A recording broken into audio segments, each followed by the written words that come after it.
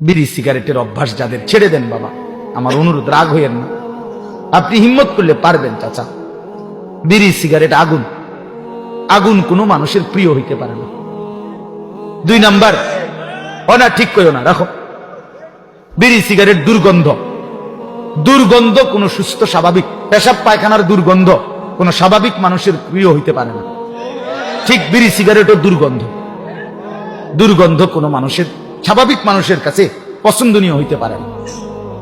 এটা আপনার অসুস্থতা, আপনার এটা অসুস্থতা, আপনার মানসিক বিকৃতি এটা।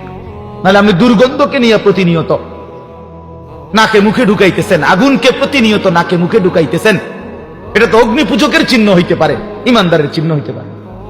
আর আমার একটা কথা শেষ, চাচারা রাগ হইয়েন না, আপনাদেরকে বলি, 60 বছর 70 বছর 50 বছর যারা বিড়ি সিগারেট খাইয়া খাইয়া জীবন শেষ করলেন, আচ্ছা কবরে যাওয়ার পরে যদি ফেরেশতা বলে, মনে করেন একটা চিন্তা করেন না, কবরের ফেরেশতা যদি বলে, চাচা আমনেরে আমি দেখছি, আপনি আসলে বুড়ো বয়স পর্যন্ত আগুন ছাড়া আপনি থাকতে পারতেন না, সকাল দুপুর বিকাল রাত্রে নাকে মুখে আপনি আগুন ঢুকান লাগতো, আগুন ছাড়তে হইতো, যেহেতু আপনি আগুন ছাড়া থাকতে কষ্ট হবে আমিও ভাবছি, এজন্য ফেরেশতা বলবে, চাচা আপনার সুবিধার্থে আপনার কবরে আগুন লাগাই দিলাম, যেহেতু আপনি আগুন ছাড়া থাকতে কি হবে কষ্ট, এটা মনে করে।